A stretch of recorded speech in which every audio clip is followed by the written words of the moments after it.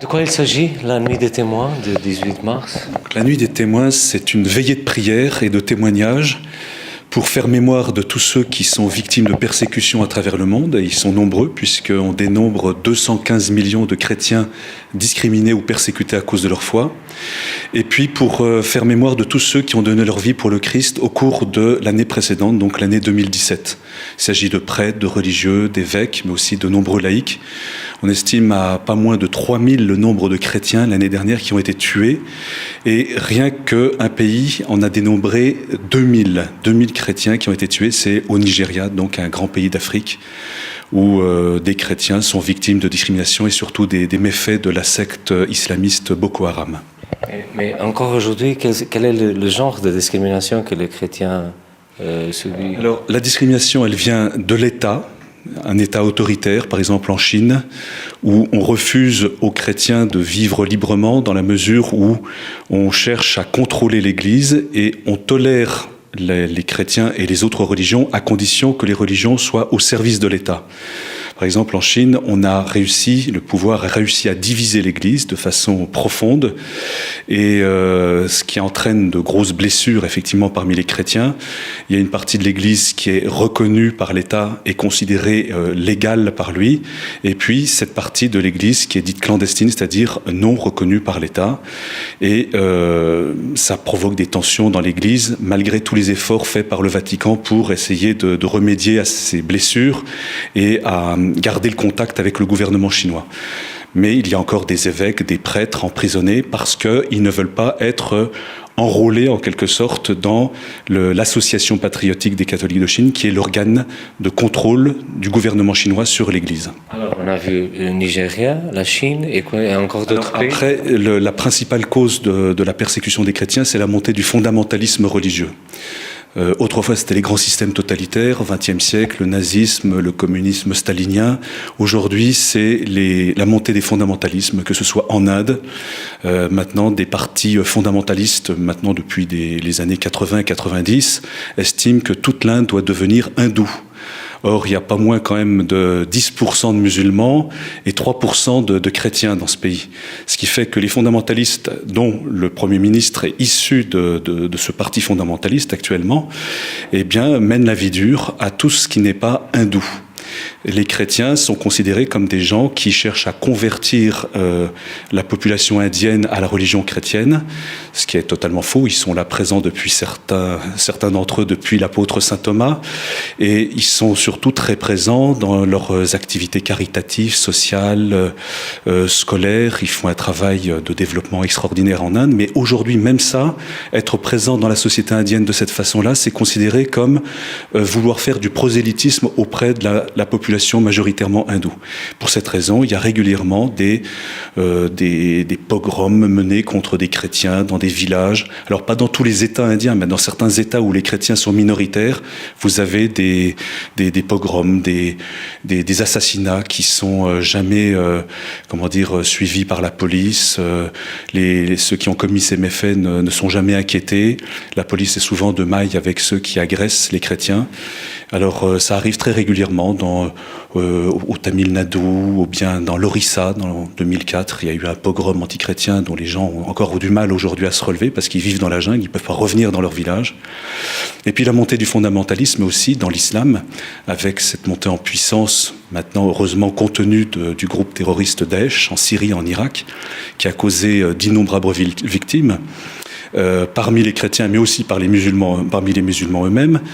Mais c'est vrai que les antiques communautés chrétiennes, qui étaient les Assyriens, les Chaldéens, eh bien pour eux ça a été le coup de grâce. Elles étaient déjà réduites à presque néant depuis l'arrivée des Américains en 1991 et 2003, puisque les chrétiens étaient associés aux Américains, à l'Occident, donc des ennemis potentiels. On s'est attaqué prioritairement à eux, on a commis des attentats contre eux et on a fait fuir les populations de façon majeure, et les populations chrétiennes au Kurdistan, en Jordanie, en Turquie.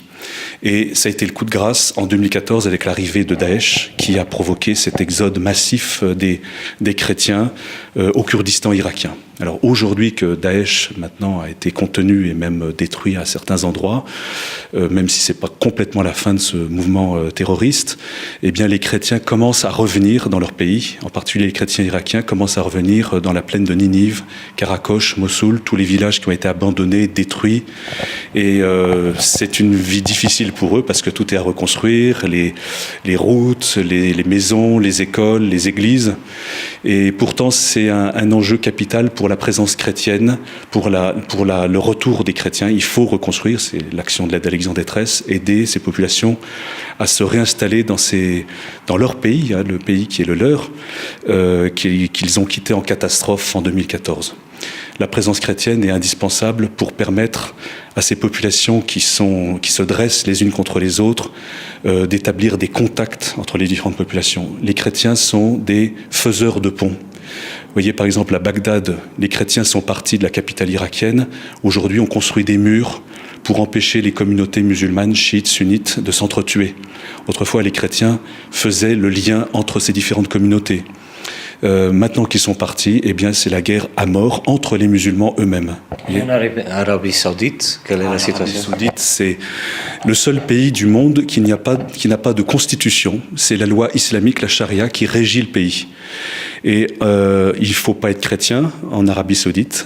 En tout cas, il faut vivre sa foi de façon clandestine. Il y a quand même pas moins de 3 millions de chrétiens qui habitent dans la péninsule arabique, souvent des travailleurs étrangers, des Philippins, des Indiens, qui viennent travailler là, mais qui doivent, pour se réunir, pour prier, le faire dans la clandestinité. C'est très difficile pour eux. C'est une théocratie, avec une police religieuse qui surveille tout, qui contrôle tout, et a fortiori les communautés chrétiennes qui se réunissent clandestinement pour prier. C'est vraiment une église des catacombes, l'Arabie Saoudite. Et quel est votre travail alors? Donc notre travail, c'est de soutenir l'église partout où elle souffre, là où les moyens pour sa mission lui manquent.